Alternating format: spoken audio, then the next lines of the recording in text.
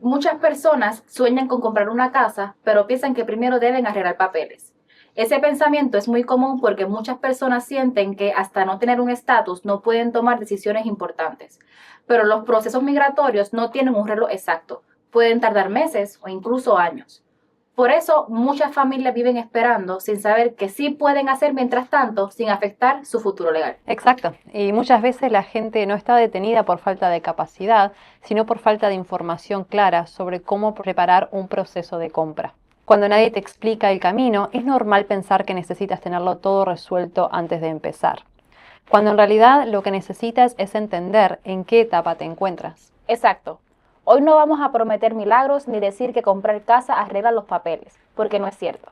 Pero sí vamos a explicar cómo evitar tomar decisiones que luego compliquen un caso migratorio. Algo que me gustaría hablar también es uno de los errores más comunes, y la frase que mucha gente dice es: quiero comprar, pero no sé dónde empezar. Y cuando empezamos a conversar, muchas personas aún no tienen claridad. Como por ejemplo, qué rango de precio es realista para ellos, qué documentación suele pedir un banco según cada perfil, qué gastos existen además del precio de la casa o qué factores suelen influir en una aprobación. Esto genera frustración porque sienten que no pueden, cuando en realidad todavía no han pasado por un proceso de orientación. Y en inmigración pasa algo similar. La gente toma decisiones importantes sin preguntar primero si puede afectar un proceso futuro.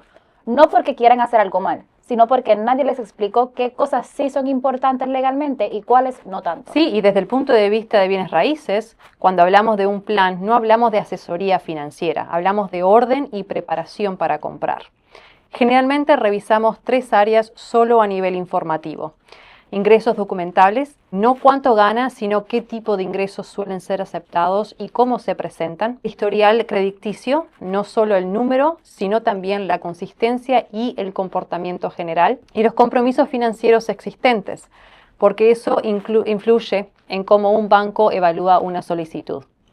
Con esa información identificamos el perfil del comprador: ITIN, W2, trabajador independiente o ingresos familiares combinados. Y desde ahí te orientamos sobre qué tipo de proceso suele aplicar y con qué profesional debes hablar para los detalles específicos. Por eso vemos casos en los que alguien puede estar listo hoy, otros en 6 meses y otros en un año.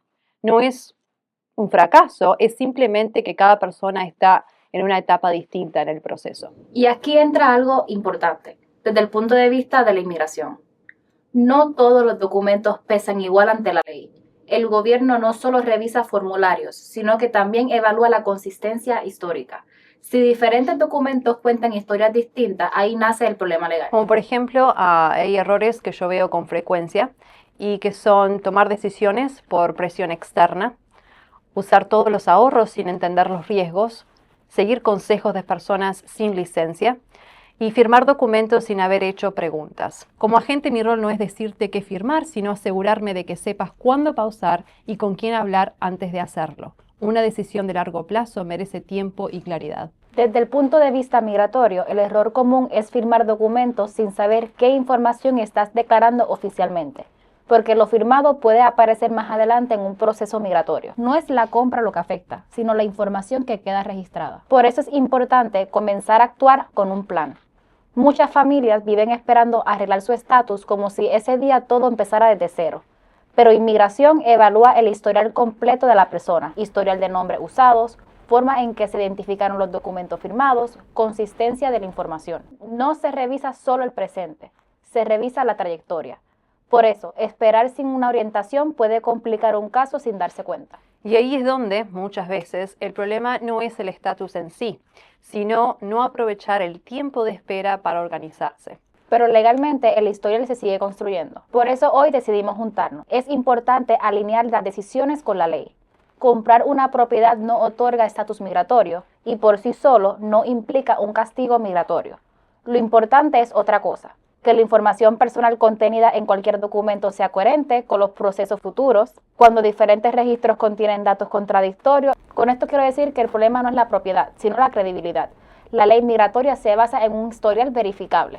Desde el lado inmobiliario, lo que sí vemos es que los bancos revisan la consistencia de la información. Por eso es tan importante que el comprador no avance solo, sino que lo haga acompañado por profesionales adecuados en cada área. Una pregunta importante: cuándo es recomendable hablar con un abogado antes de firmar algo. Ejemplos: cuando existe cualquier elemento que pueda requerir explicación futura, un uso previo de números que no corresponden a peticiones migratorias pendientes, diferencias de nombres en documentos, fechas de entrada confusas, información que la persona no sabe cómo se registró antes. Estos errores no significa que no puedas avanzar.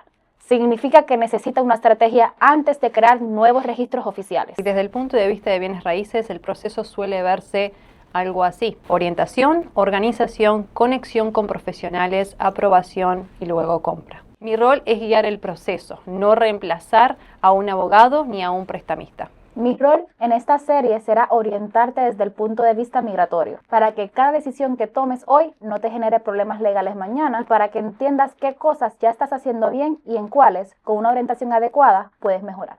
Y mi meta en estos videos es guiarte para que entiendas cómo construir un proceso de compra sólido, cómo evitar errores comunes y referirte a los profesionales correctos.